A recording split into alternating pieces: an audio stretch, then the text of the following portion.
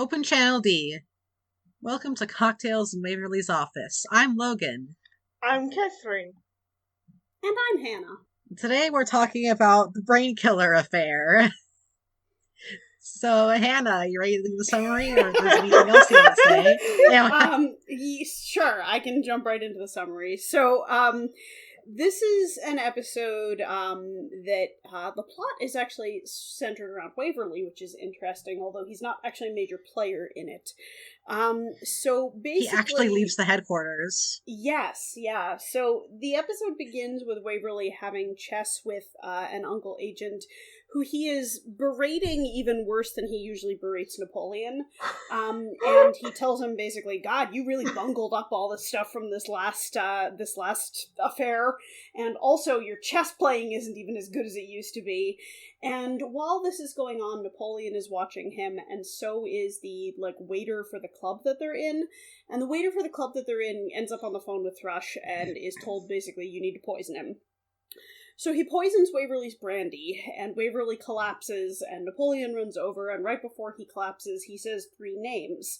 So he says the name of the guy who's at the table, and then he says another name that ends up not really mattering because the guy's dead, and then he says a third name, Niels, I wrote it down, Niels Bergstrom.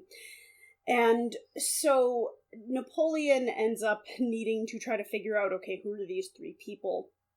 But in the meantime, also, Uncle Headquarters New York has no, head. So, Waverly is brought to the hospital, and there's 2 incredibly suspicious doctors who are like, oh yes, we are here to do the doctoring on Waverly. And Napoleon rightly is like, I'm gonna stay here in the operating room for a little while until his, real doctor comes.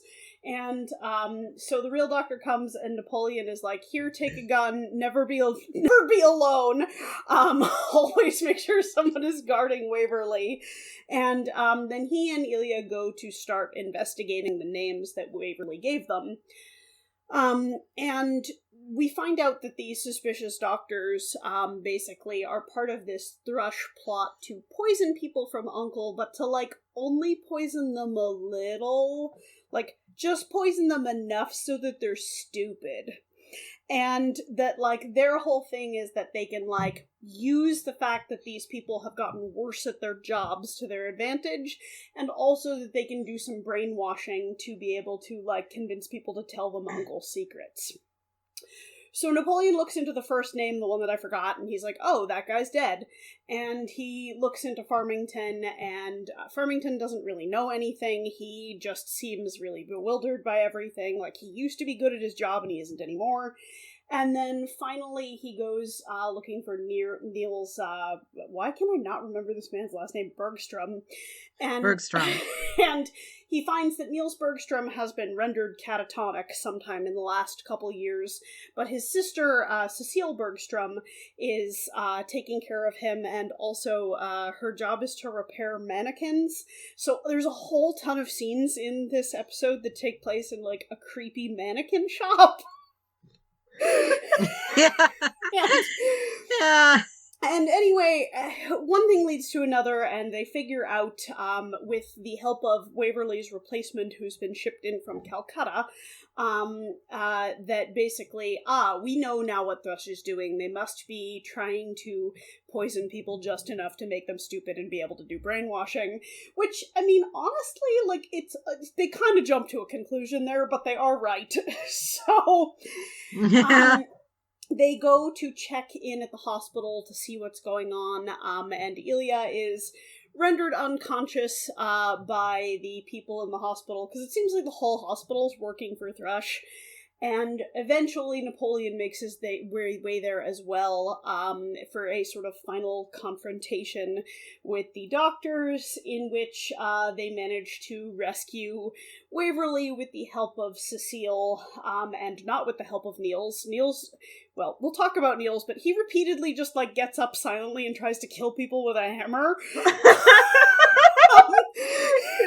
And so, they end up, they manage to get Waverly back and they reverse his brain poisoning.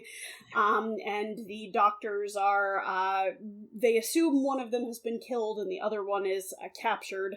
And Waverly admits quite gleefully that it doesn't even matter that they got secret information out of him because he's been trained to give up falsehoods under hypnosis. So all the information that they have is not useful anyway. And then at the very end of the episode, it's shown that one of the two evil doctors actually escaped, and she makes a statement that she is going to kill Napoleon in the future for interfering with her plot. But we never see her again. She never shows up. Yes. So they dropped that plot thread. And that's pretty much the episode, is a lot of people are brain poisoned, and Napoleon is like, that's weird, and then they fight people at a hospital. Yes. I guess an important thing to point out is that this episode was actually shot the third one out of the series. So it's like one of the episodes that established the formula of the show, I would say. Because interesting. Yes, and you can see it because it has Uncle more diverse than we see later in the show, I would say, basically, because you can see Black Agent, and you can see a head of Uncle who is Indian, and it's a bit different from the casting that the show went for afterwards, I would say, basically. So I'm actually really disappointed to hear that, because one of the things that I wrote was they're doing better than in the last episode, and apparently they just got progressively worse. kind of, but I guess they kind of, I would say, traded off diversity at Uncle for diversity in world settings, I guess, because the first most of the first episodes were set in the US, right? Yeah, I think so. Yeah. And so later on they started showing different locations and more travels and stuff. So basically, I guess the reason why they showed this episode later was because in this episode, Waverly gets incapacitated, and it would be kind of weird to see the chief of the organization getting put into a coma basically in the first 3 episodes, because that would be really weird. Afterwards, U.N.C.L.E actually got ill. I mean, during the shooting of episodes 5, 6 and stuff, basically. So it would be kind of strange if you got to see him incapacitated and then he would disappear from the show for a while. Oh yeah. and then also I think another reason probably is that they hadn't Waverly getting incapacitated is a pretty big upset to normalcy, and it would only be the third episode. That normalcy hasn't really been established yet. Yeah. So I think it would probably be people might expect more Waverly incapacitations as just a regular part of the show. While when it's further in this, it's already been established that this doesn't really happen. So that really makes it feel like much more of a big deal to the audience. Yes, it's true. What I also want to point out is that basically it's chronologically the first episode in which Ilya has a major part.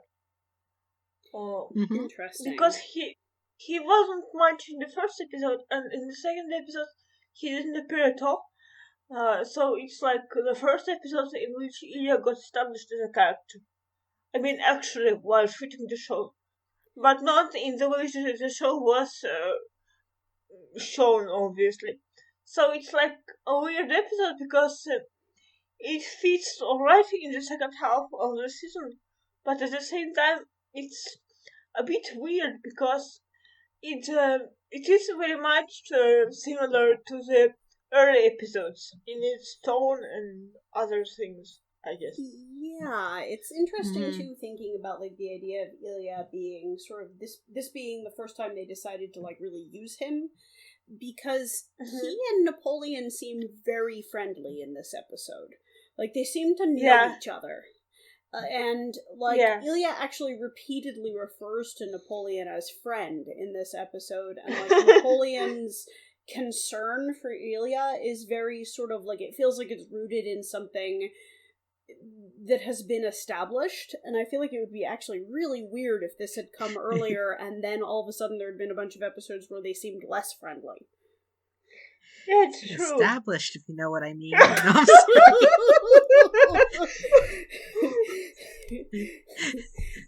Anyway, sorry, established continue. Relationship, 100,000 words.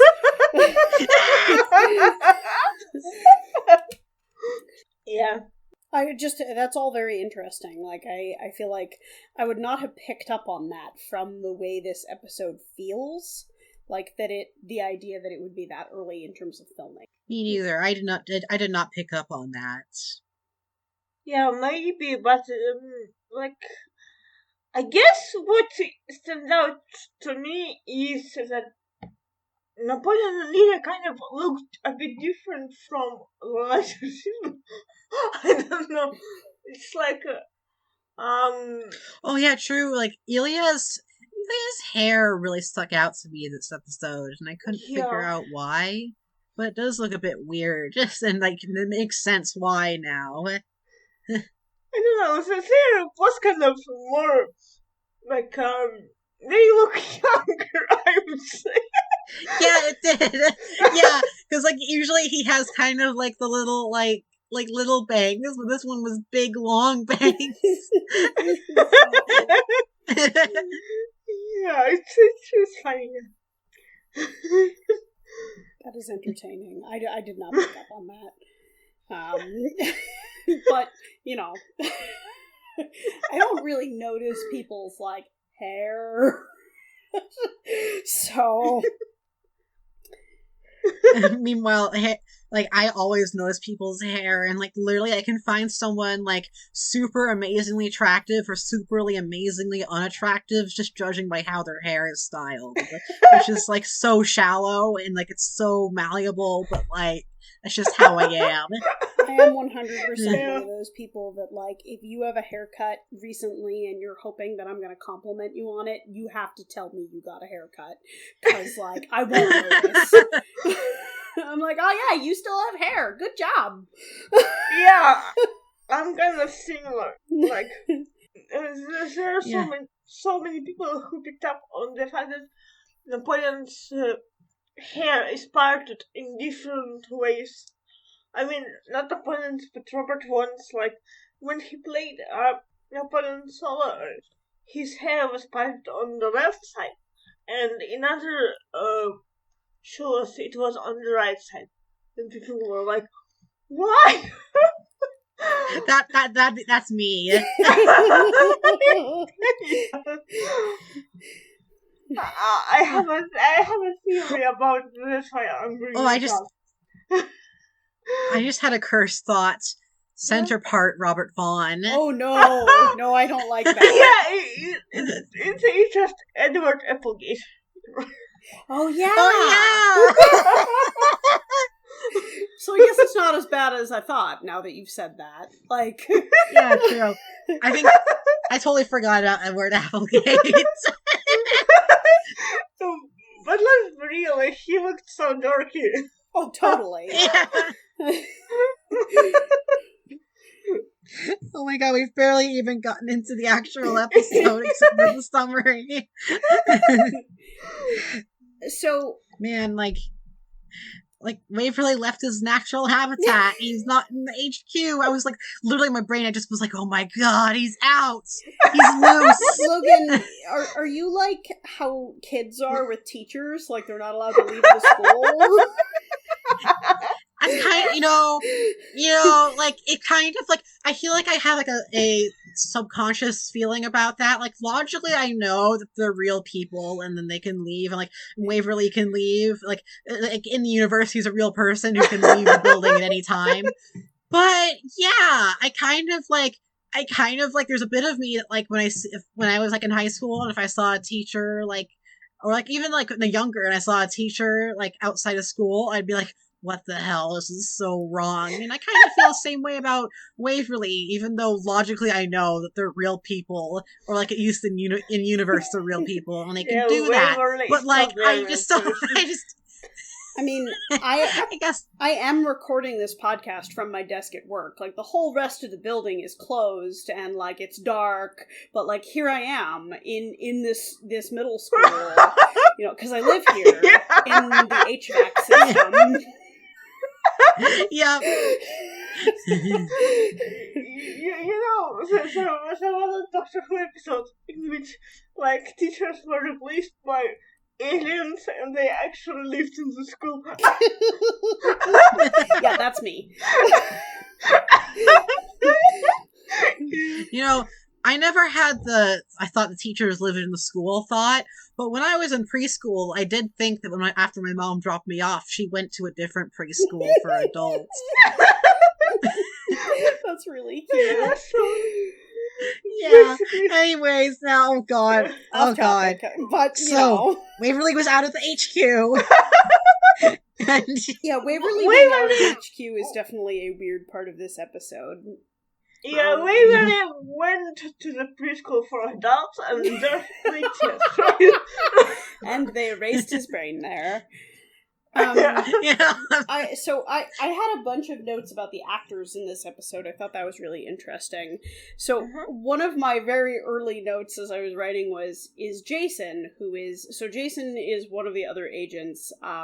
He's a very, very tall black man with glasses. And one of my first notes was, is Jason super tall or is Napoleon just that tiny?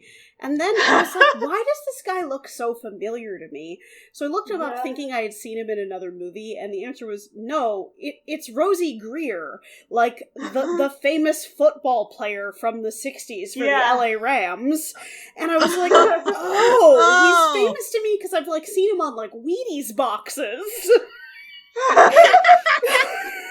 And so this was actually his first acting role, and after this he transitioned from being like a football player to being an actor. So that's super interesting. He has like no lines in this episode. He's just like a tall, silent man. And then one of my other notes, this was another one that my husband joined me for, and when we first saw one of the suspicious doctors, their names are Dr. Debris, not Debris, but Dabree, and Dr. Elmont.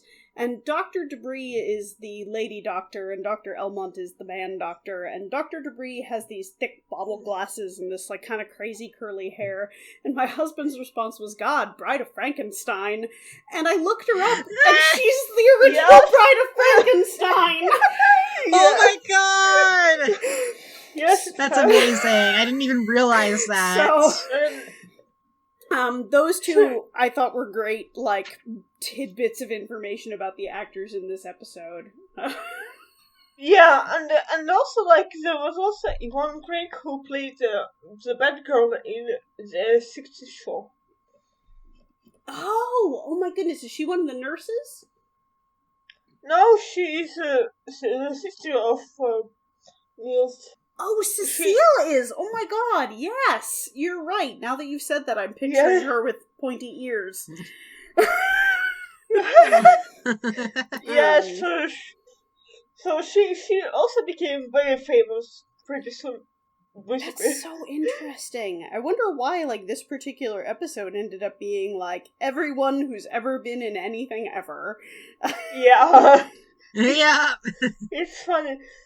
And if you look at her, Lancaster actually has, like, this gray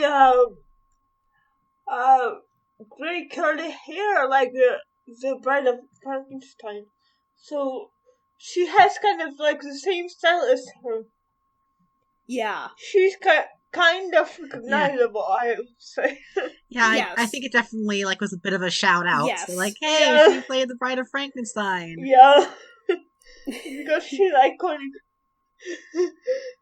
And it's great that she got to play like the mad doctor, mad scientist. Yeah, I feel like Yeah. going from the scientist's creation to the actual scientist is like a career upgrade. Yeah. It's true. You know, why is Thrush like so like it's Thrush is all about like having female doctors. Yeah. In a way, like Uncle is totally not. Like does Thrush have better gender equality for its Yeah. medical Well, professionals? Look, Thrush, it wants to conquer the world, right? And it needs everyone they can have. So they basically go around and they offer fantastic job opportunities to women who feel scorned by their normal work environment, I guess, because like there are so many men in STEM, so they have no choice but to go to Thrush to find good job opportunities. Basically. I like this headcanon. Yeah. I feel like that's much better than my thinking, which was I fully believe that at some point in the past Waverly was like the same kind of dude as Napoleon, which is to say like the 1920s version of Uncle or something. Like Waverly was like, "Hello, ladies," and so like I feel like my thinking is that they actually mostly just don't hire women at Uncle because like they're just gonna spend all their time getting sexually harassed, which is a way more depressing headcanon than yours. Well, I mean, to be fair, like, there are more women at Uncle later on. Yeah. and also less women at Thrush. I would say kind of. Like, That's maybe Uncle starts offering better health plans. Yeah. We now offer dental Yeah, I wonder at what Uncle. Yeah. Yeah. Man, what are the benefits for working at Uncle versus Thrush? Which one has better benefits? I bet it's Thrush because they got to like lure people. Yeah. Oh my god. Isn't there an episode later on that involves a Thrush guy who's like, I'm super excited about my, like, retirement party, and it turns out retirement party is a euphemism for being killed? Yep. So, Thrush has good benefits up until the point where they retire, quotes, you. So it's kind of like a Logan's Run type situation at Thrush. Yes. Like once you get like to the age of 30 or something, you just get put on the carousel of death and you just die. Yep.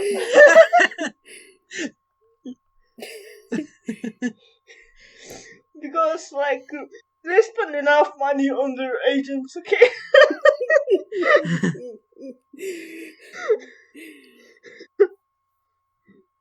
Also, I really like the other Uncle Head from Calcutta. Oh yeah. So I actually missed what they called him, but Mr. Waverly from India. They're all named Mr. Waverly, so it doesn't matter. Mr. Waverly from India he's in a wheelchair, which is really interesting. And he is called in as sort of the emergency backup. But it sounds like he runs his own branch of Uncle as well. Like he's the head of Uncle in India. And he's a really like pleasant and level-headed man, and like he actually like works directly with Napoleon, which is really interesting because Waverly, like as you said, like he never leaves HQ. Whereas this new improved Mr. Waverly from Calcutta goes to Cecile's workshop, and he like talks to Niels, and he like tries to figure out what's going on. And then like near the end of the episode, there's a just absolutely delightful exchange between him and Mr. Waverly, where like he says, Alexander, my dear, you know, next time this happens, like, we're just gonna leave you in the clutches of Thrush, basically. And Waverly is like, that's when he admits, you know, actually it really doesn't matter because all the things I told them under hypnosis were lies anyway. But I really like him, and as stated previously, one of the things that I wrote down was I was proud of them for actually hiring, like, not a white actor to play the character, but as it turns out, apparently that they only did that early on, and then later they were like, nah, let's just hire white guys. The actor who plays not Mr. Waverly he was Burmese, and specifically apparently Burmese with Jewish parents, which is very interesting. Interesting. Yeah, so this is some intersectionality I never even thought of. Yeah, like so they had a Jewish Burmese man playing a guy in a wheelchair in like what they filmed as episode 3 of U.N.C.L.E, and they could have done better in the later episodes because they apparently did it better early on. God, this guy's like really like I'm thinking about it and I'm like, oh my god, like, and it's not even he's not even in the wheelchair out of like as a character to be pitied or anything, and like he just is. That's great. Yeah, yep. And I feel awesome. Like that makes the upcoming episode even worse. Like, little preview of next week. Next episode is super racist. So it's really disappointing that this one is not. I mean, no, it's actually great that this one is not, but it's really disappointing that this one was filmed so early on and that apparently, like, halfway through the first season they just gave up. Yeah. So I'm trying to think. There's a whole lot of interesting things in this one. Yeah, that's true. I just wanted to mention that, like, in this Hamid 5 affair, in season 4, when you actually see other heads of U.N.C.L.E, it's, like, only white men. Yeah. Yeah, it's bad.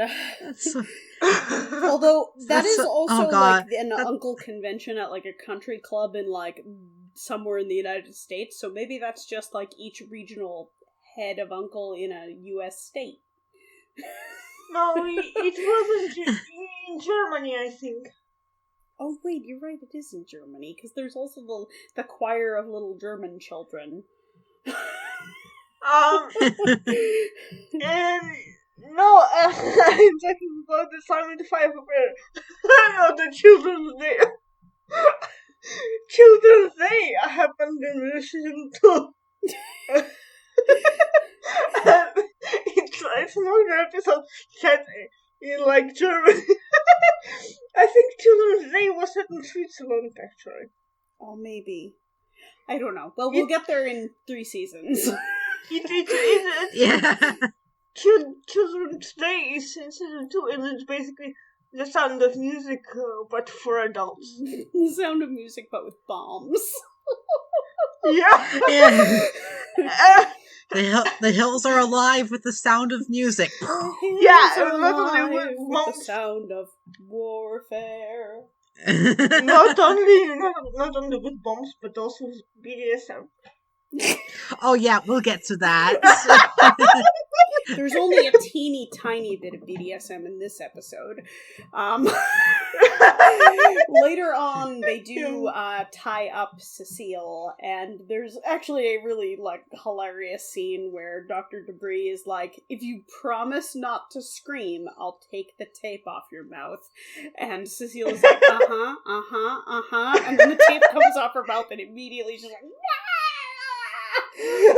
And so the Dr. Debris tapes her again, cause like, but yeah, that's we're low on BDSM in this episode. Yeah.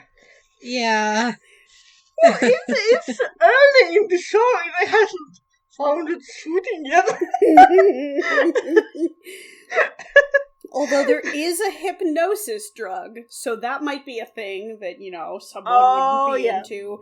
There's all of the, so again, this whole hospital, which it's weird, because it's the hospital that Waverly is brought to, and, Waverly's personal doctor comes to work there. So, it seems like it's a real hospital, except that, literally all of the staff is Thrush.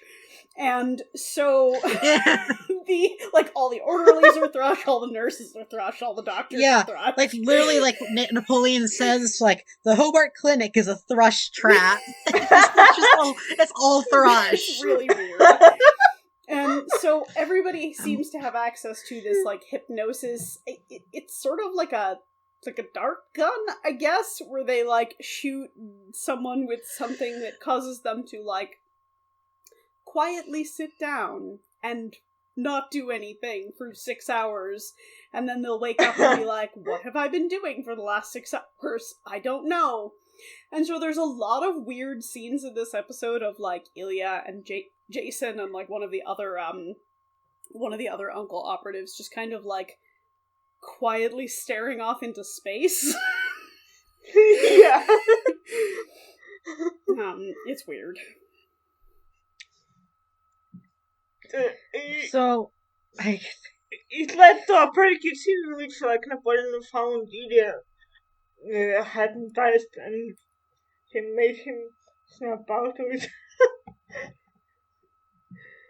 Yeah, Napoleon, when he finds Ilya at the hospital, Ilya is sitting in one of the waiting room chairs, holding his, communicator up to his face, just, blandly staring into the middle distance.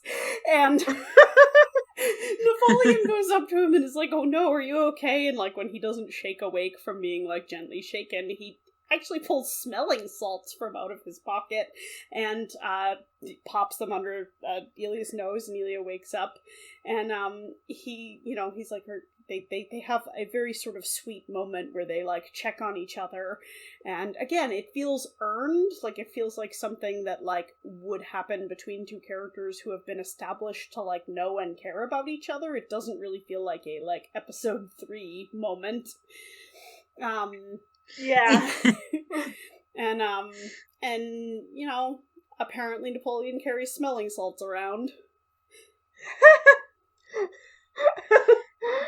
He just always seems to be prepared for every situation. That's why he's considered the top uncle agent, is he just has really deep pockets.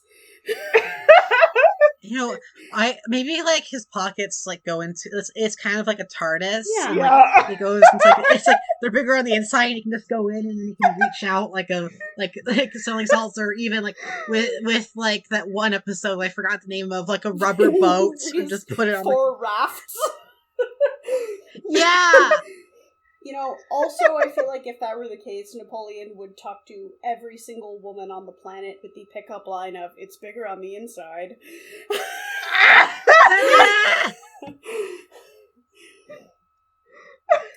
You know it to be true. Oh, please. That's a good pickup line for a short man.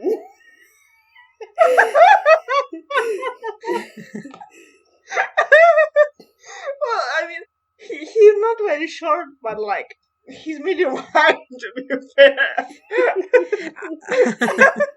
But yeah, I sent you a picture in the chat in which he stands between Roger Greer and another guy who played Thrush nurse. David. David is that other man's name. It's Jason and David, and they're both enormous. Also, the face, the face that Robert Vaughn is making there is not appropriate. Yeah, it looks like the first scene of an adult video. Yeah. He totally looks looks like he's about to say, like, "Oh no, I hope you're not going to manhandle me."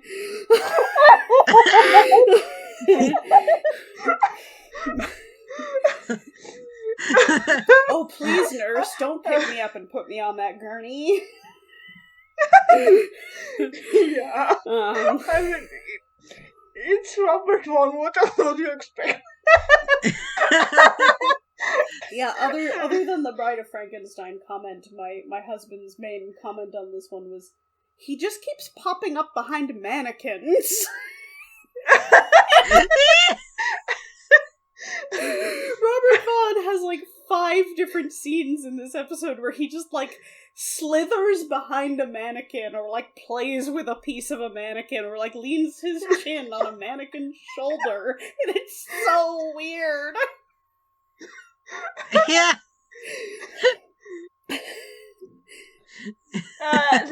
This episode has kind of like artsy vibes, I would say, because it has some very interesting photography job and stuff, and all the mannequin shenanigans. They feel like an art house situation. So it's so funny that you say that. Also, mannequin shenanigans is beautiful. Mannequin shenanigans, yep. It's so funny that you say that, because I had completely the opposite reaction to the mannequins. So Cecile she says that her job is a mannequin repair person. And it's so funny to me because there's actually a Starsky and Hutch episode in which there is a man who is a mannequin repair person, and there's similarly a bunch of scenes where they're like in his loft full of mannequins. And so my thinking is, okay, all of these TV production studios just had a shit ton of mannequins hanging around. Yeah. And they were like, oh man, we should use the mannequins today! Like, yeah, it's like the first episode of Doctor Who. The first episode of Doctor Who, when it started turning correctly in the 70s, was also like full of mannequins. So it's like such a trope. That's super weird. Like, I get yeah. I wonder if there's like a TV tropes page for like mannequin derived plots. Maybe there is, because it's like so specific. I feel like, but also the mannequin. Yeah. Oh, I was just gonna say, I feel like if there isn't a TV tropes page for mannequin shenanigans, we need to make one. Yeah, absolutely, because like we could think of 4 examples. Oh yeah, dude, we should totally make this a thing. And like it's the Man from U.N.C.L.E. is the oldest of these examples, as we thought of, obviously. But like also we haven't seen a lot of shows from the early 60s, I guess. Yeah. Because most popular shows came out later, like after the Man from U.N.C.L.E., like Batman, Star Trek, and other stuff. But in this episode, it was kind of weird because it had some kind of like body horror vibes sometimes. Yeah. I mean, I imagine that in the 60s it would be kind of disturbing because, like, now we are used to seeing scary mannequins and stuff, but like, seeing also the body parts would be kind of weird in the 60s, I think. I would agree with that, and I think... Sorry, Logan. I found it super cool. I just was like, this is such a cool... Like, I'm kind of on Cat's side with this. Like, I thought it was, like, really cool looking. Yeah, it was. Yeah. It is really cool looking. They shoot it in a really interesting way. But I think thinking about it in terms of body horror is really interesting in terms of also the fact that it's an episode about having your personality stripped away from you, or an episode in which like your faculties are destroyed in some way, because I mean all of these sort of creepy mannequins are surrounding Niels, who is, so we haven't really talked about Niels, but Niels was one of the first people who was experimented on with, like, the brain killer drug, and he, like, his whole personality was just destroyed. He is now completely catatonic and has been for 4 years, and so he just sits there silently doing nothing, and, like, Cecile takes care of him. But so the idea that it's, like, this place full of, like, inert bodies, and then, like, she's making money off of this in order to help support her brother, who is also in, like, this horrible way kind of an inert body. Like, it's really disturbing. And, like, they don't get too deep into that subtext, but it's there. Yeah, that's a really good point. I did not pick up on that at all, but now it makes it feel a lot deeper and much more than just, ooh, cool, weird, creepy mannequins. Like, it feels a lot deeper now. Basically, like, it's a scene in which Napoleon gets to go and look for Niels. It's pretty scary because he comes into this, like, warehouse full of mannequins, and he has to look for a person who is kind of, like, stripped of his personality. And later on also Napoleon gets knocked out and he's buried under mannequin parts. Yeah, the scene where he's buried under mannequin parts is, like, he sees that someone is trying to come into the studio, and he, like, ducks down part of the way behind, like, a wardrobe and a curtain, and he's, like, waiting with his gun to be able to, like, shoot one of the thrush people who he thinks is going to come in, and Niels comes up behind him through the curtain and bashes him on the head with a hammer, and he's knocked out and wakes up in a pile of mannequin parts, which is, like, so I would be very sad if I woke up in a pile of mannequin parts. Also, just the fact that, like, the only thing Niels does now is occasionally attempt to murder people with a hammer is, like, why? Like, why is that his one personality trait? No, I actually was like so hoping they would find a way to like cure him, because like it would be so wild to see him be like, what the hell has happened? But like that didn't happen, so I was a little bit disappointed. Yeah, there is not an implication that they're like, oh, now that we've cured Waverly, we can also cure poor Niels. Like, Niels' fate is left very unclear. There definitely isn't. And like at the very, like, in the middle of the episode, like Napoleon, like actually like Napoleon ends up inviting Cecile out, and like because like she has the money, she's like, oh, I'm gonna go out and be all fancy and stuff, and like leave someone to take care of Niels for a night. And then Napoleon is like, oh, I'll take you out and give you the clothes and stuff. And then they're like, and then like at the end of the episode they actually do end up going out, but the whole time I'm just thinking that like she's just gonna go back home and be stuck with Niels again. Maybe it is kind of sad. Maybe, you know, Niels, like, it only took like 24 hours to fix Waverly, but he was only like kind of broken and had only been kind of broken for like a day. Maybe like Niels is undergoing some experimental therapy and it's just gonna take a while. Let's hope so. Yeah. Like, literally, like, because like how unclear that was a little bit upsetting to me. Niels is forever just gonna like bang bang Maxwell Silverhammer. Well, the worst part of that is Cecile also. So, like, he tries to attack Napoleon with a hammer earlier in the episode, and Cecile stops him and just is like, oh, he's been doing that more recently. Like, more often recently. It's like, so he didn't used to attack people with hammers, and now this is becoming a recurring problem? Like... Yeah. So I feel like I would hope that they're trying to do something for Niels, because otherwise, like, he's totally gonna hammer poor Cecile to death in the middle of the night. Oh yeah, it's kind of, there's kind of this shot in which Dr. Debris, she has a model of a brain in her hands, and then it changes to Niels hammering a head of a mannequin. So maybe he started smashing heads only because there were mannequins around him, like, you know. Poor Niels actually has a phobia of mannequins, and Yeah. Cecile never knew this.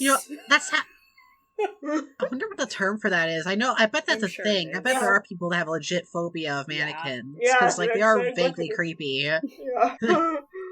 It's like, they are basically like dolls, but like also very huge. Big dolls.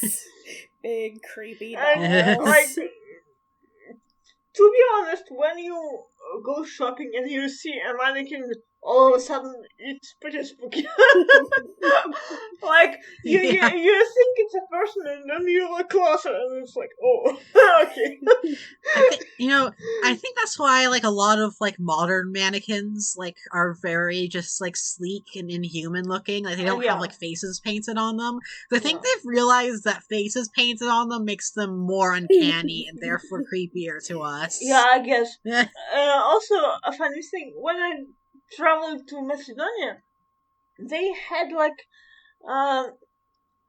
many mannequins who were painted into outrageous colors. Like, they had green hair.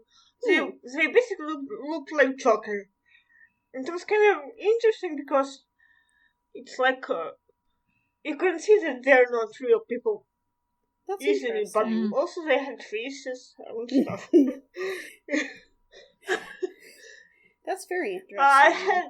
I had some photos somewhere. I guess I could find them and show you. Like, we took photos of them because it was kind of weird seeing them all everywhere. I can't believe I'm saying this, but I feel like I kind of want to read about the history of mannequins now. Yeah, me too. So, thanks, Man from Uncle. Yeah, it's interesting. So, there's this one phrase that Napoleon says that just haunts me. I forgot exactly how the tone he said it with, but it's some sort of really weird code word. He says, "Set condition mushroom code 6" over the communicator, and I'm just like, what? Set condition mushroom code 6? I wrote down condition mushroom as well. I was like, why is that the name of, like... Also, condition mushroom is what he says when he and, not Mr. Waverly, I really wish I could remember his actual name, when the two of them figure out that Thrush is specifically... It's Samoy, I think. Samoy. So when he and Samoy figure out that Thrush is using brain-melting drugs, that's condition mushroom code 6. So, like, okay, so wait. Condition mushroom, like, does that mean Thrush using drugs and code 6 is, like, specifically brain-melting drugs? Or is, like, condition mushroom, like, people's brains are being melted and code 6 is by drugs? Like, what is the breakdown here for, like, how did we get to code mushroom, something mushroom code 6? So yeah, that is a super weird thing for him to say. Yeah. Condition mushroom code 6.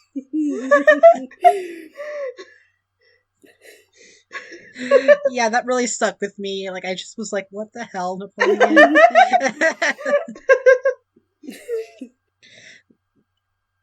So, like, I think that another thing we should talk about is how much, like, that is like the theme of money and Napoleon giving Cecile money. He's so creepy about it. I know. Yeah. I don't like Sugar Daddy Napoleon. Oh yeah, I literally wrote down Napoleon is Cecile's sugar daddy. Yeah, but like I actually do think that something interesting about that is that we might get a little look into Napoleon's background because when Cecile is talking about how like Cecile's talking about how she needs money for basic things and then she says that Napoleon probably wouldn't be able to understand that because of course she would think that because Napoleon's just throwing money at her. Napoleon says, "No, as hard as it may be for you to believe, I can understand that."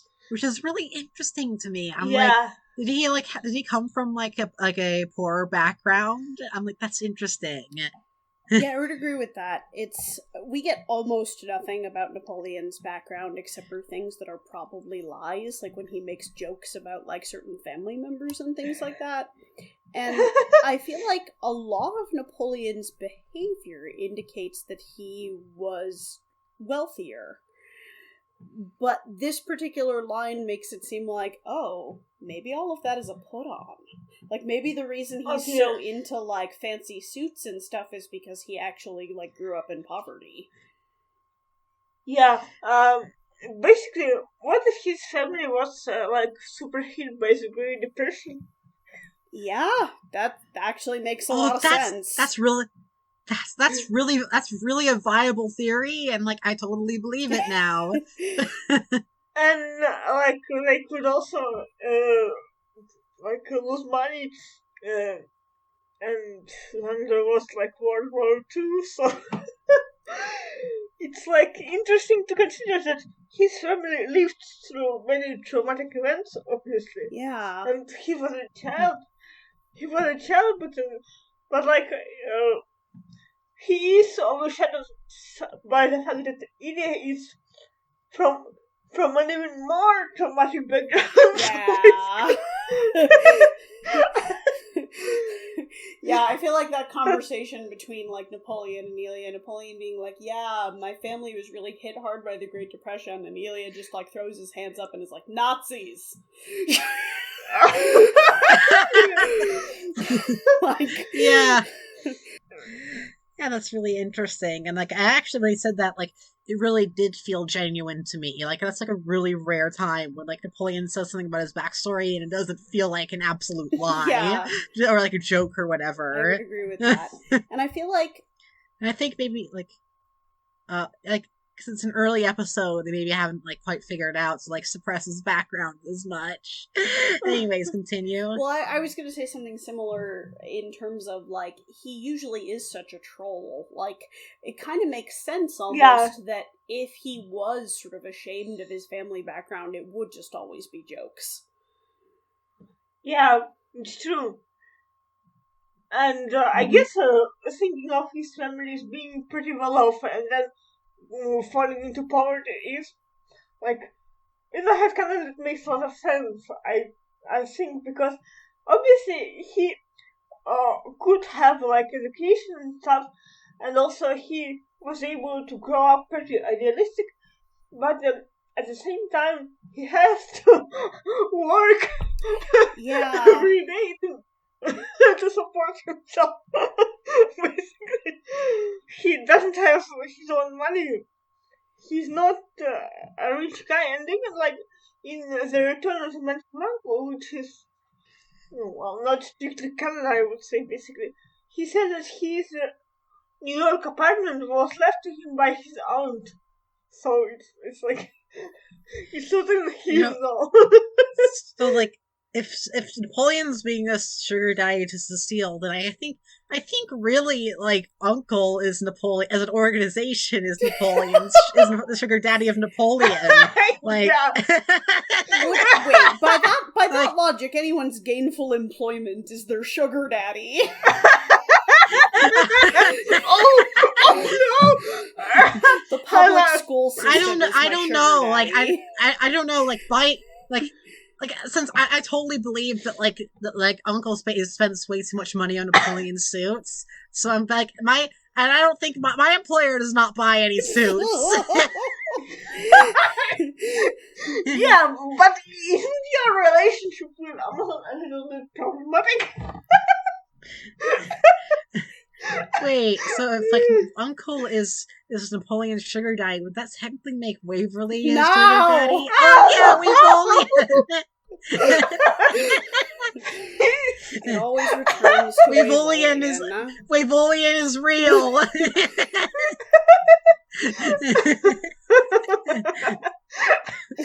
Yeah.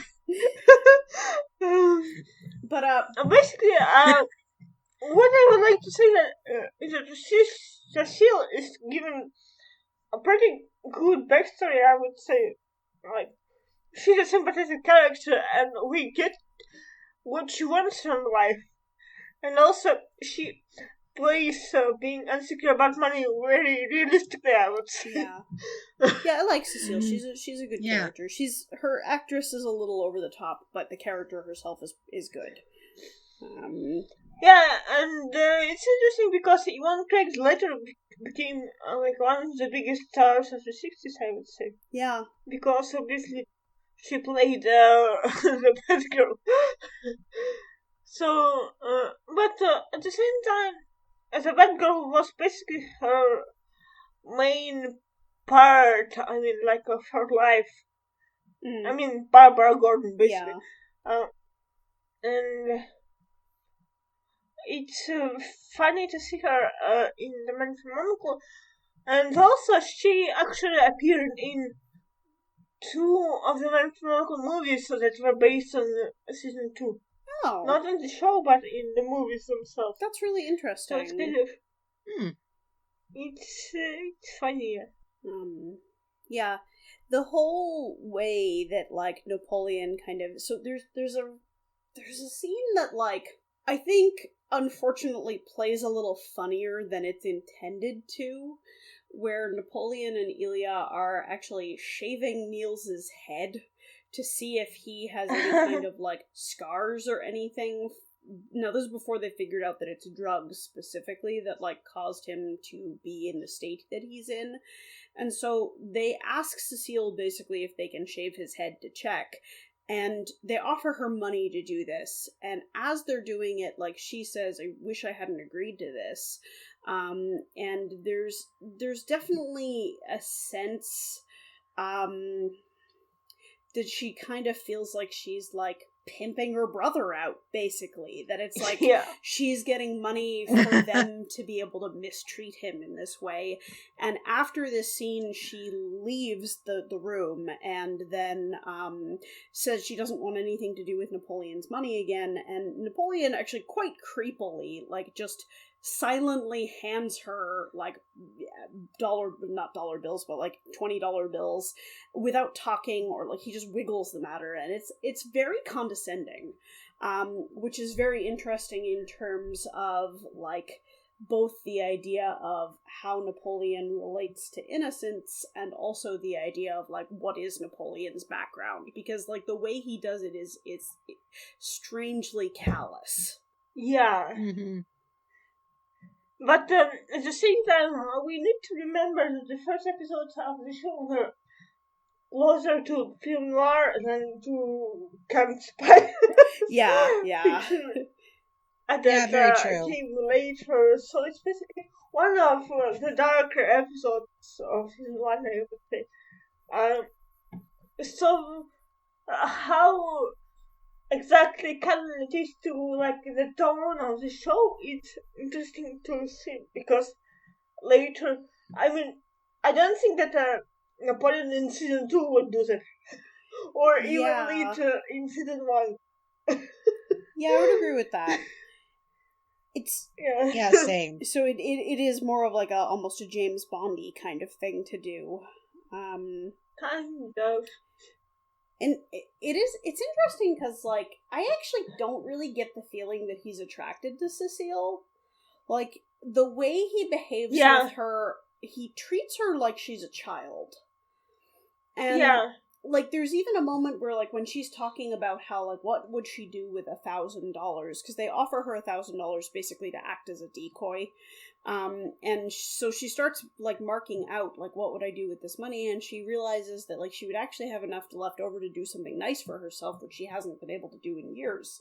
And she says, oh, I would want to go to one of those places that's, one of those, and she kind of, like, swings her finger in a circle, and Napoleon says, oh, yeah, one of those, and he does the same thing, and it's not, it doesn't feel like he's laughing with her. Like, it definitely feels like he's, like, poking fun at the fact that she can't think of, like, club, restaurant, ballroom, and it comes back later as well that, like, he does kind of the same thing, at the end of the episode. And, like, it becomes kind of a recurring gag in that sense, and therefore is sort of less pointed, but it does kind of feel like he sees her as unworldly in a way that makes him not attracted to her. Well, I mean, it's kind of like... Sorry. I Okay, thought- Don't die, so Logan. I'm not dying. Okay, so I'm like, when you said like not really what makes him unattracted to her, I started thinking, oh yeah, that's why he falls for all those dangerous thrush women instead. Oh yeah, that makes sense. Yeah, but if you remember, like, basically, I saw somebody argue that he saw her as more of a like little sister kind of character, I would say. Basically, in episode 2 of season 1, there was like this character called Jill. She was pretty similar, I guess.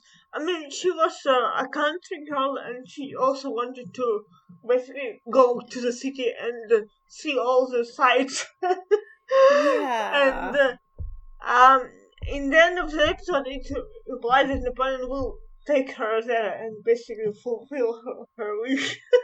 And it's like the same thing in this episode. Yeah. He takes her to the restaurant. You know, I wonder if that had to do with like the intention of them having like a teenage audience. Mm-hmm. Like if it was a very, very wholesome kind of wish fulfillment thing where like a cool worldly man will take you to do these things you want to do, but not in a sexual way. You're safe. Yeah, kind of like that. but like also some people will see sexual stuff everywhere. Yeah. So some people will definitely think that it was just a date and stuff, and it's open to interpretation, I guess. Yeah. And speaking of things that are open to interpretation, I think we need to speak about the fact that Ilya had his socks fixed. What? He had his what? His socks fixed. Oh, that is not what I thought you said. Okay, socks Yeah. fixed. Woo boy. Alright. Yeah, I heard Fox, but I imagine Anna's heard something even different. Something worse. So anyway, yep, socks fixed. Let us speak on this topic. So basically, in the first scene of the episode, when Waverly gets hypnotized or whatever, I mean poisoned, Napoleon calls Uncle, and then Ida gets hold by an alert, I think, and basically he is lying down and he's out of sight, and you can only see his foot. That an uncle secretary, I guess, is sewing a hole on a sock on. And then he jumps up and he puts on his shoes while running. So I don't even know if he has a needle still stuck in his sock. Yeah, it's actually a really weird scene. Like, yeah, it's I think it's one of those running gags where they show like one of the secretaries doing something weird. Yeah, maybe. And this weird thing is fixing Elia's socks while he's lying down. I feel like earlier in season 1, a lot of the weird things that the uncle secretary ladies are doing are also very menial, like, these are, quote, women's work tasks, too. And they branch off into more just sort of straight up, like, absurdity for a period of time, and then it kind of goes away. Yeah. But it does seem like in the beginning of season 1, it's more like, oh, they're, sewing or doing something that's considered, like, what women do. And so, like tanning. yeah, so I wonder if that might be a purposeful sort of like, well, yes, these are women who work here, but like they're still good wife material. Like, Yeah, unlike those thrush women who become doctors. Yeah. Yeah, there definitely seems to be a little bit of a like pitting, good femininity against bad femininity there. Particularly because at the end of the episode, when we discover that Dr. Debris has somehow magically survived falling down an elevator shaft, she is tended to by one of the thrush nurses, and it's an interesting scene in terms of like, Man from U.N.C.L.E does not pass the Bechdel test like ever. And like this may in fact be one of the like 3 times that 2 women have a conversation. And, and it is a very sort of, the nurse is like very tender with Dr. Debris and it's like, oh, what can I do to help you? And like it does sort of feel like they're kind of trying to say, well, look, like, this woman is doing, soft feminine things, but it's in the service of another woman, and therefore it's bad. Like... It felt kind of gay. It's definitely kind of a gay scene. Dr. Debris, I think, is actually kind of lesbian coded. Yeah, definitely. There was also a very weird scene in which, like, Ilya was speaking on the communicator, and there was a shot of a woman's legs.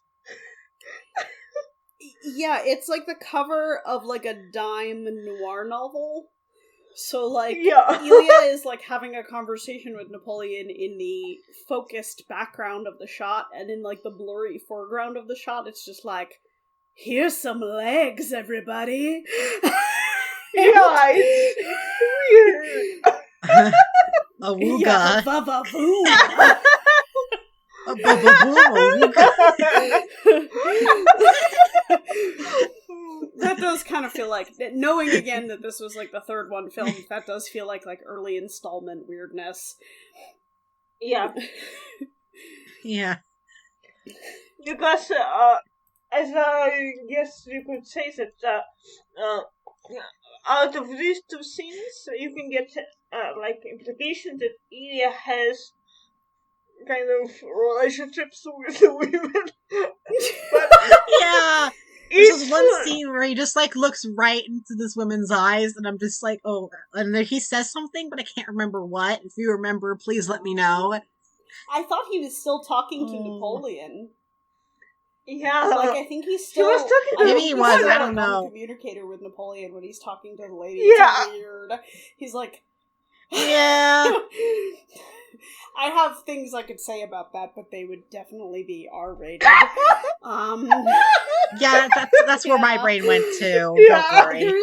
Yeah. Oh my god, could you have like phone sex on the U.N.C.L.E communicator? Everyone would Yeah, hear it. Anyone on channel D would be like, please stop. Maybe just go to like some obscure channel, like maybe like Channel R, Channel and then X. just hope no one goes onto it. Ah, Channel X. Yeah. Look. God, if I ever get back to that crack fic, I'm totally including a Channel X. Look, in this episode there was a scene in which Ilya calls Napoleon, and Ilya is at the club where Waverly was, and he said that the waiter was basically killed and put in trunk. Yeah. And in that scene, Ilya's voice sounds so... I want to say sultry. It is. Like, he's like, well, Napoleon. Yeah. The waiter's not going to tell us anything. It's like, why are you being sexy about a dead guy? Yeah. And I do think it's supposed to be that whole, oh, he's mysterious thing, but it's like, no, that doesn't sound mysterious. That sounds like you're, like, trying to flirt, except that your words are like, a man has died. A man has died. And that's just what Ilya finds sexy.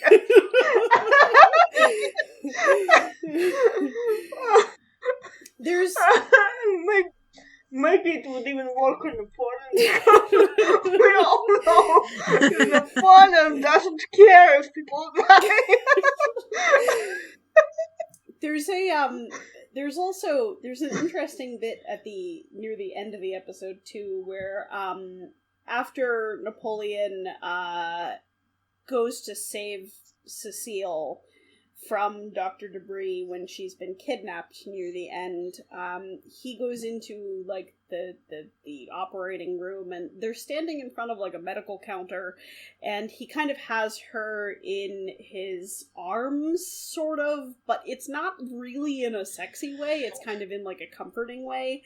But it's sexier than the other times he's been touching her. Like, it's definitely closer to romance than it's been other parts of the episode. And Ilya comes in behind Napoleon, like, through the door, and Napoleon throws Cecile off him. And he turns behind him and looks at Ilya and then immediately looks down at the floor, and it just is like, he is super, super awkward about this. And, like, again, makes it feel sort of like, well, this has to be a later season 1 episode because, like, they already maybe care about each other in that specific way. And, I'm sure that the intention was kind of just playing it as like, oh, I wasn't doing anything sexy in the operating room, that would be wrong. But what it comes off as is, oh, I wasn't doing anything with this lady, why would I do that? Also, that Ilya's response to that is just, he says something like, suppose I could get a couple aspirin around here, and Napoleon's response is, don't. Thrush aspirin. Thrush aspirin makes you have a worse headache.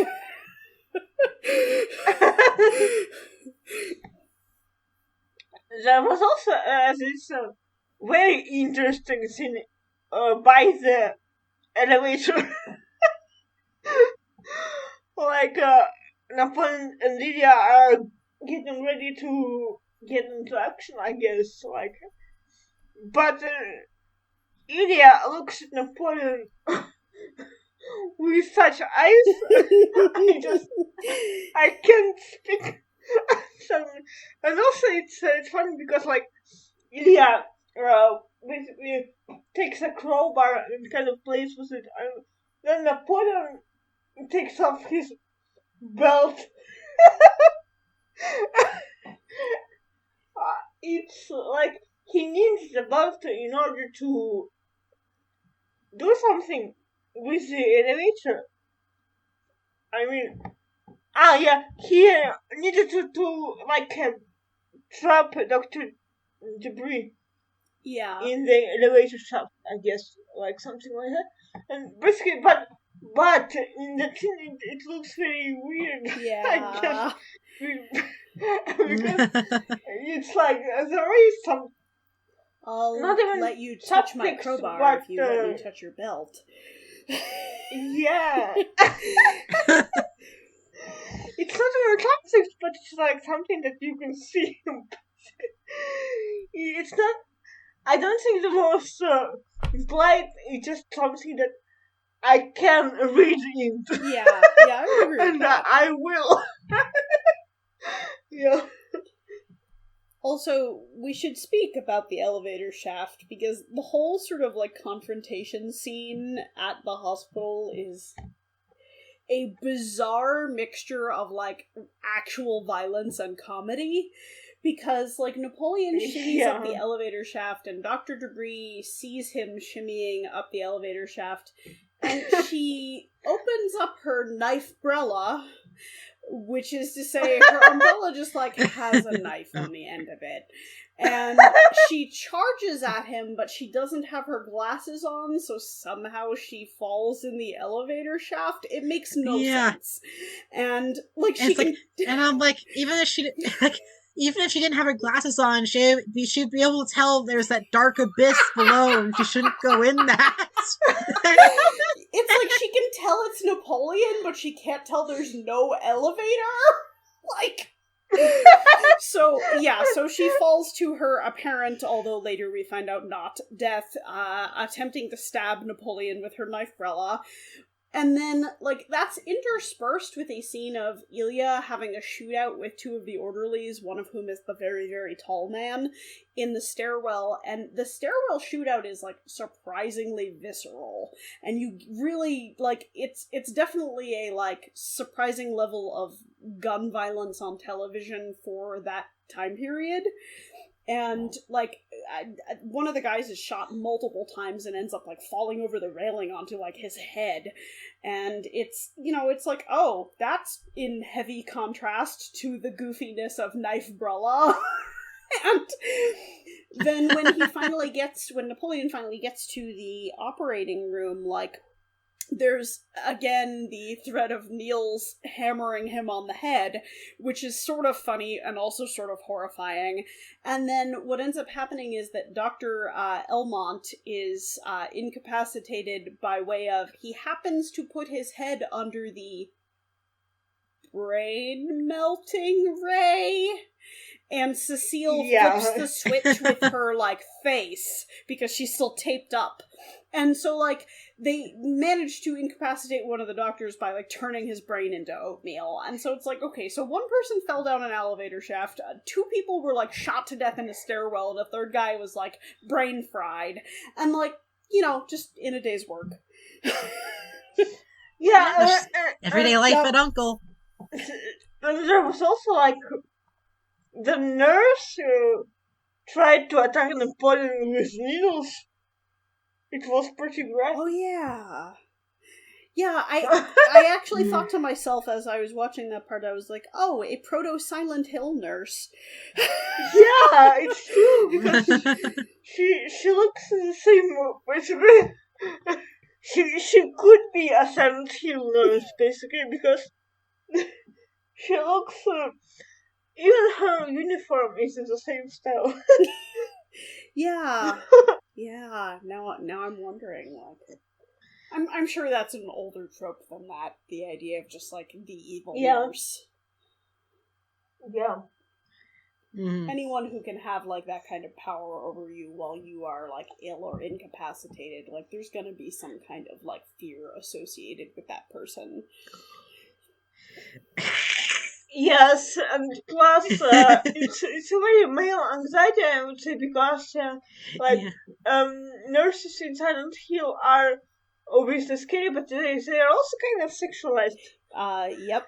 They got big old scary titties. Yeah. Big old scary nurse titties. Yeah. They're gonna kill you, and also put their titties on you. It makes sense though, because the nurses are sexualized. Because like one of the default like sexy Halloween costumes is sexy nurse. Yeah, and it's just like a man's fear of being incapacitated by a woman. Yeah. And I feel like specifically the idea of being incapacitated by a woman who is in fact traditionally feminine. Like, it's not even the idea of being, like, overpowered by someone who has physically overpowered you, but, like, being overpowered by, like, something that makes you unable to control your body, or, like, That makes a lot of sense, and now I totally get why, like, there's the next sexualization of nurses and how it relates to male anxiety. I've never thought of this before.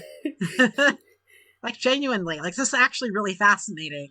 Yeah. I mean... And, it totally happens in this episode, because in this episode, the nurse in question is very good looking, but also she is threatening. Yeah. And she doesn't care for men, basically. Yep. She only cares for Dr. Debris. Yeah, she's too busy getting it on with Debris. Yeah. Yeah, that is definitely interesting. This episode has a lot more sort of like psychological depth than I think I was thinking it had. Yeah, that's why I thought that it would be better to speak of it separately, because it has so many things that we could speak about. Unlike some maybe even better episodes that are more flat on the surface, I would say. Yeah. Because it has so many themes, and it's also interesting in how it depicts disability, basically, because obviously we have Mr. Samoy, who is the head of U.N.C.L.E. and who uses a wheelchair to just basically move around, and it's not mentioned, and he's just like a guy, and it's a good depiction of disability. But also you have Niels, who is absolutely like mentally incapacitated, and he is threatening. And you also have Dr. Debris, who has such bad eyesight that she falls down an elevator shaft. Yeah. So it kind of uses the trope of evil disability, but at the same time it has one of the better depictions of disability in the show.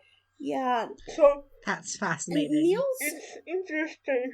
Niels is also a really weird example because they it's definitely a like having your cake and eating it too thing with Niels, because he is supposed to be sympathetic in the sense that like he was hurt. Like this is something that happened to him because he was an U.N.C.L.E. agent, and then having wait, no, he wasn't an U.N.C.L.E. agent, was he?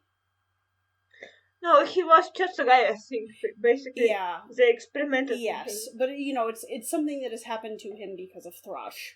And that he is, like, we are supposed to, I think, see him in some ways the same way Cecile sees him. Which is to say, she loves him and wants to take care of him because he's her brother. And yet, at the same time, they're like, but also he's a spooky hammer man! And it's like, oh, come on, you can't do both of those bang, things. bang! Yeah. Bang, bang, Niels and Silver Hammer! And so I do feel like they kind of try to have it both ways with Niels, which is like, come on. But I agree, it's like, in the grand scheme of 1960s representation of various kinds of disability, they do an okay job. Yeah. Could be worse. It's also kind of great that they have more than one disabled person in one episode. Yeah. So you get like diversity, I would say. Yeah, and I also even had like, oh my god, intersectionality, because they have like an Indian guy who also uses a wheelchair. Yeah. Like, oh my god, oh my god. Yeah, I feel represented, right? In a funny way. I mean, I'm disabled and I'm Asian, so seeing characters like that is good. Yeah. Yeah. I would say. Well, and also just like he's very clearly intended to be a character who is worthy of respect, and like that level of respect is not questioned. Like Napoleon seems to like him. He's a good worker, like, and you know he's the person that they like trust to fill Waverly's shoes. So and in this show, basically nobody gets more respect than Waverly, and Mr. Samoy is on the equal footing. Yeah, as Waverly. Yeah, basically. Yeah, that's pretty interesting. Yeah, no, it's a good episode. I like this one. It has a really dumb name. Definitely, like. Yeah. Yeah, I was expecting this episode to be way worse than it was because of the name. Like, I thought it was gonna suck, but it actually didn't suck at all. Yeah, I guess in the Montreal you can't judge episodes by names at all because most of them have pretty stupid names. Yeah. Yeah. The Bow Wow affair. Yeah. The Suburbia affair. Yeah. Blame Waverly for that too. He came up with all of the titles. Oh yeah, That's because they their do filing in universe system, call them yeah. affairs. Like, yeah, it's yeah. And they're all filed under T. Yeah. It's actually when he's having his conversation with Farmington at the beginning, he actually says, like, during your last affair you did very poorly, and it's like it makes it sound like you did a bad job of, like, seducing someone's wife. Yeah. Oh my god, he seduced Waverly's wife. Which one? Which one of Waverly's wives? Are we talking Angelique? Are we talking, like, the one who is Mr. Mad Tea Parties? Sister? Yeah, Hemingway's sister. Like, is No, Waverly a obviously polygamist? We are obviously talking about his chair. Oh yeah. So Waverly is definitely he's a polygamist. Yeah. Don't know. We had an interesting conversation where we were talking about Waverly being into his chair. It's a long story, but yes, his chair is now his wife. So many wives for this man. The scene where He had all the he had all the wives. None of the wives are left for other agents. That's why Napoleon and Ilya can only have each other. Yeah, Yeah. because if you're an uncle agent and you're married, if you're uncle agent and you're married to a woman, that woman is also automatically Waverly's wife. Oh my god, that's why there's no women who work for Uncle, is because if to work for Uncle you automatically are married to Waverly. If you're a woman. So, like, ladies are like, no. This is such a hilarious. Oh my god. Poor April.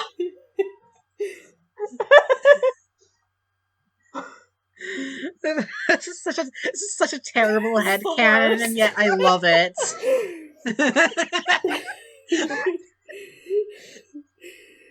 Well. Yeah. Well, speaking of Waverly, I think it's implied that originally Farmington played chess better than Waverly. Yes. So that opening scene is really interesting, not just because... So Waverly is so mean to Farmington. He just is like, you used to be good and now you suck. And then, like, as they're playing chess, he's like, in fact, you used to be good at chess and now you suck. And while they're playing, there's actually this really wonderful shot where, like, we're watching the chess game from underneath the table, which is really cool. Yeah. And it's explained later, like, Dr. Debris says that the reason that they needed to poison Waverly was because if he had figured out that Farmington had gotten that bad at chess, then he was on the path to figuring out that something was wrong with Farmington and would therefore trace it back to, like, the drug they were using to destroy people's brains. But it's a really interesting scene, both in terms of, like, oh, Waverly's actually cleverer than we maybe thought, in terms of, like, him really being a chess master there. Not in the sense of actual chess playing, but in the sense of, like, he knows all his agents well enough to know little things like this. Yeah. You know, my senior year, like, English teacher always said that if you ever see two characters playing chess in a piece of media, it's never that they're just playing chess. It always means something. Yeah.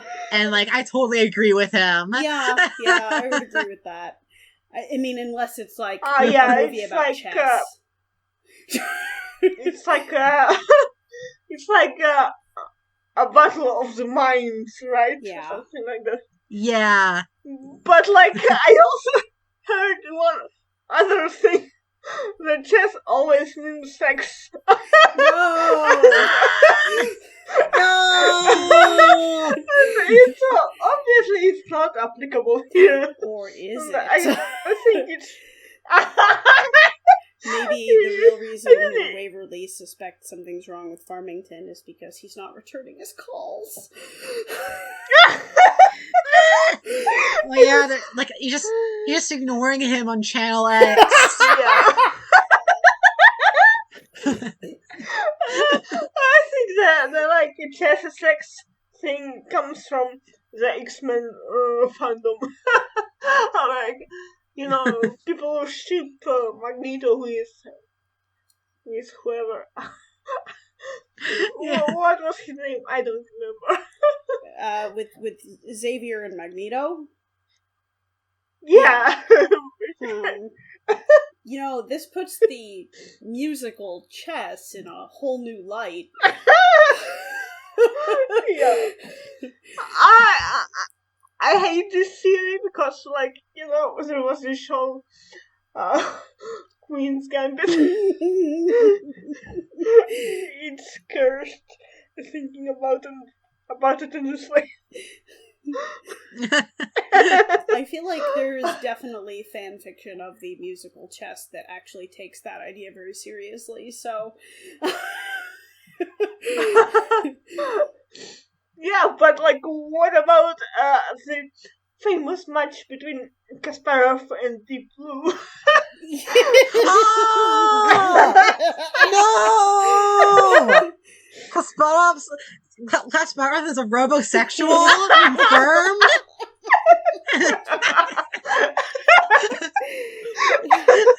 Oh, Deep Blue. That is a sentence I never thought I would ever say. No one understands it like you do, Deep Blue. When I look into your sensor and I think about how you play chess with me, I just know that you know me. Do they call you Deep Blue because of the depths of your heart? Well, want to know a fun fact? The original, like, earlier version of Deep Blue was called Deep Thought, but they changed it to Deep Blue because Deep Thought sounded too much like Deep Throat, and it kept getting people like a slip of people would have like Freudian slips and accidentally say Deep Throat when introducing it. Also, I'm playing chess with Deep Throat. You're playing chess with the guy who broke the Watergate scandal? Oh my god! So, basically, this episode is rated R.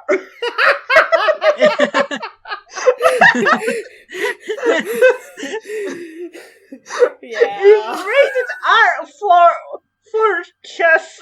Rated R for chess. It's rated R for it's rated R for Kasparov's robosexuality.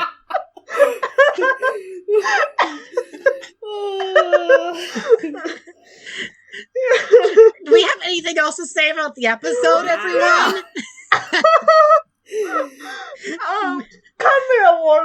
Camera work in this episode was pretty great. Yeah. Yeah. Like, Yeah. I don't know if we can go back to it anymore. I think we've lost the thread.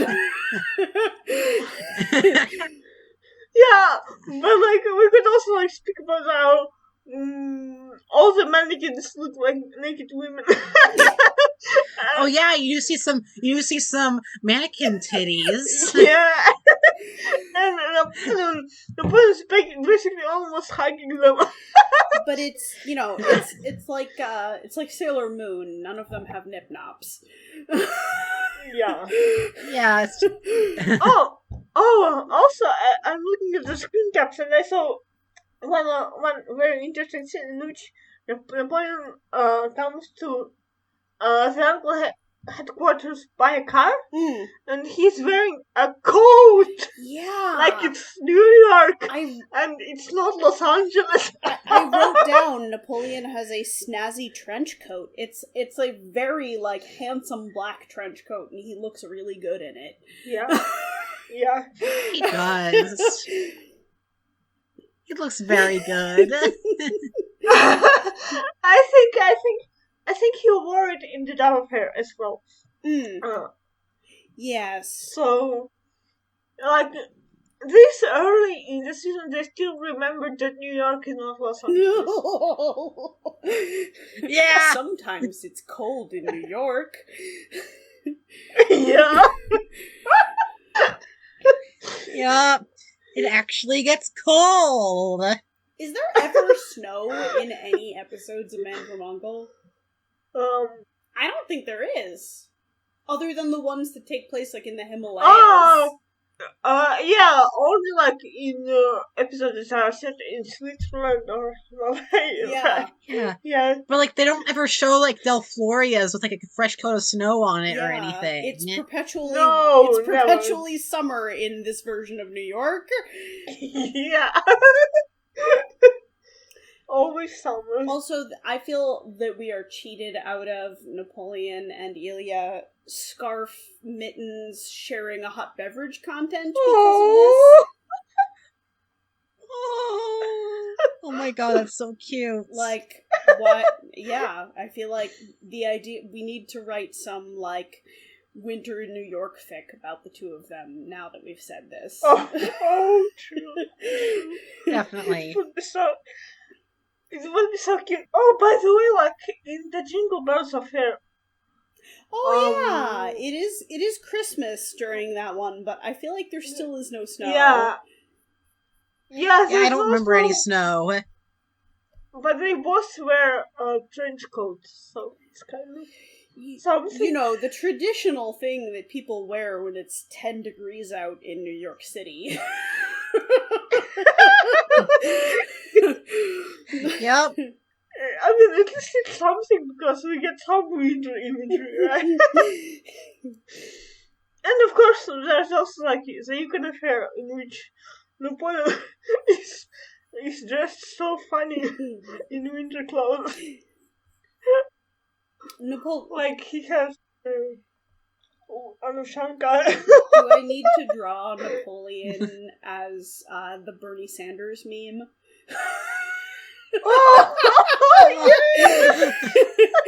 Yeah. Napoleon in oversized mittens that his aunt sent him.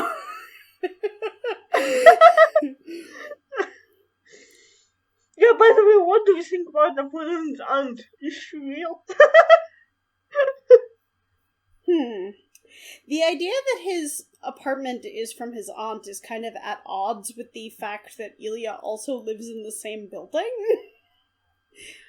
No, it's from the reunion movie, so it's like an apartment in which he lives constantly. Okay, like, so this is not like after he retired from U.N.C.L.E. Allegedly. I don't know then. I don't know if I take anything from the reunion movie as canon. Yeah, I still haven't seen it. I have no idea what happens in it. Yeah, it's better this way, trust me.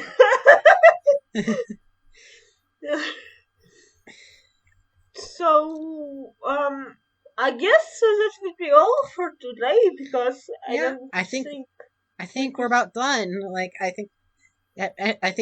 think we've talked about pretty much everything we can talk about. So yeah. And it came to a decent length as well. Oh yeah. Next week, I guess we'll be watching the Hong Kong shooting affair, which is an interesting one. And I think we are not going to watch anything else. I mean, it's like one episode per episode from now on for a while, because we will have so many things to speak about in this episode.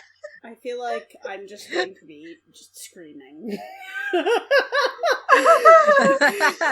haven't seen it, but I've heard it's racist. Yeah. It is racist, but it's also funny, so... See, yeah, it's the kind of thing where it's so horrifyingly racist that it becomes funny in like a terrible way. Also, like, I feel like you have some ability to say that, and like Logan and I are too white for that. No, I actually meant the fact that there are such things, either quacking Quacky, or however you pronounce it. And like, there's also an innocent who is a man for a change. So I actually I actually deal with like horrifying content like this by laughing, so I may be laughing a lot despite but look, you need to look forward to it being a pretty unusual episode because it has an innocent who is a guy. I didn't. Oh, that's interesting. And he's pretty annoying, so get ready. He is pretty annoying, yeah. I kind of forgot about him. Okay. Alrighty. Yep. Thank you for listening. Signing off. See you next time. Yep. Goodbye. Bye. Bye-bye.